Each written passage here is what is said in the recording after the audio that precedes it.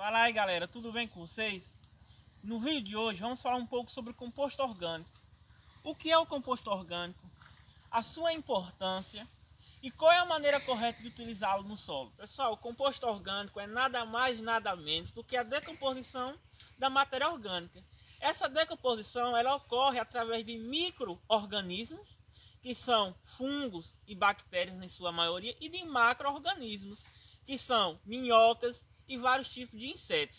Pessoal, é importante salientar que o composto orgânico é de grande importância para o bom desenvolvimento da lavoura, bem como para a fertilidade do solo.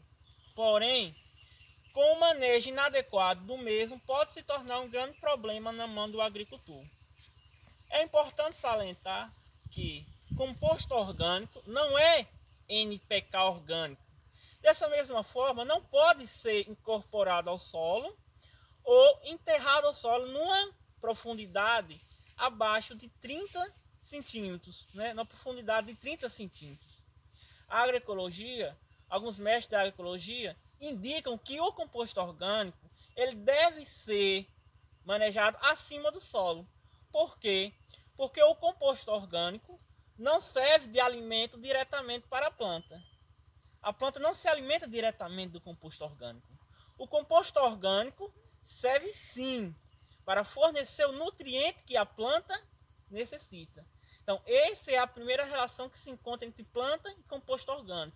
Não é que a planta necessita do composto orgânico, mas ela necessita dos nutrientes que estão no composto orgânico.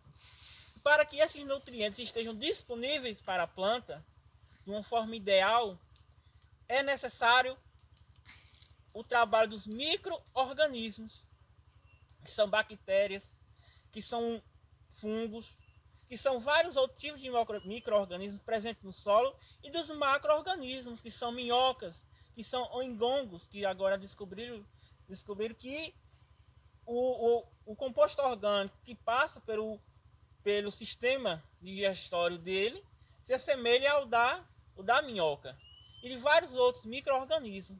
Por isso, é recomendável manejar o composto orgânico acima do solo. Quando se enterra, ou incorpora o composto no solo abaixo de 30 centímetros, ali não está acontecendo mais a decomposição aeróbica. Ou seja, não está mais acontecendo com a presença de ar. Irá acontecer uma decomposição anaeróbica. O composto orgânico ele vai liberar CO2, que é o gás carbônico, e entre outros gases.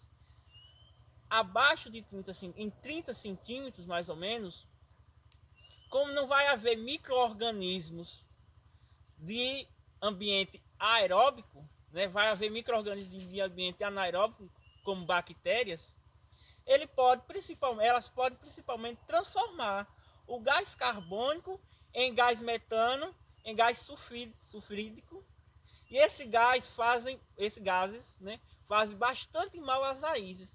Muitas das vezes o agricultor fica se perguntando por que não consegue, se tem um solo agregado, se tem um solo bom, e as raízes das plantas não conseguem aprofundar, ficam sempre na superfície.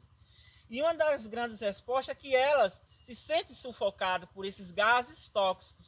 Uma das melhores maneiras de se identificar isso no seu solo é você cheirar o seu solo. Se o seu solo tiver cheiro de enxofre, cheiro de pântano, você pode pesquisar o histórico daquele solo.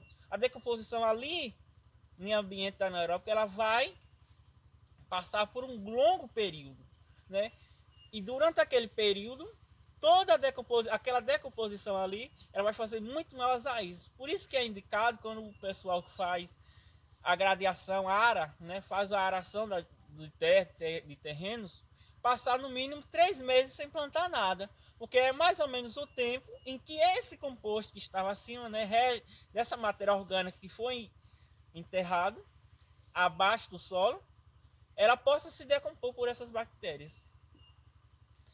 Então, basicamente, pessoal, é isso. O composto orgânico ele não pode ser aterrado. Não se preocupe que os nossos micronutrientes, nossos micro-organismos, que vão trabalhar com os micronutrientes presentes aqui, eles trabalharão firme na locomoção do micronutrientes do composto para as raízes nas trocas que virão a haver. Por isso, maneje sempre o seu composto orgânico, seja você que trabalha muito, né, na horticultura, na fruticultura. Preocupe-se sempre com a proteção do seu solo. Preocupe-se sempre em manter a temperatura ambiente do solo. Preocupe-se sempre em não deixar que o seu solo seja atingido diretamente pela luz do sol. Não se preocupe de não deixar que o seu solo seja atingido diretamente pela água, pela chuva e nem pelo vento. Segundo a pesquisa da Embrapa, uma pesquisa geral da Embrapa mostra que o vento, né? O vento ele pode levar até 750 ml, né? 750 ml por ano do solo. Então, para as cidades, para os lugares que chovem 1000, né?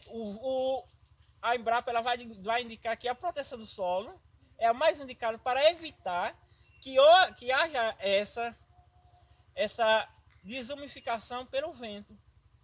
Tá ok? Então, pessoal, esse foi o nosso vídeo de hoje, né? Espero ter ajudado vocês. Se você gostou do nosso material, se você curte essas técnicas, inscreva-se no nosso canal, compartilhe com seus colegas. Esteja aqui sempre para assistir novos vídeos com a gente e aprendermos juntos. Muito obrigado. Pessoal, o material que levou por base para a nossa explicação de hoje foi o livro produzido por Ana Primavesi, Perguntando sobre o Solo e Suas Raízes, produzido por volta do ano de 2003. Ana Primavesi, que foi essa importante engenheira agrônoma, importante pesquisadora que trouxe imensos avanços para a área da agroecologia aqui no Brasil.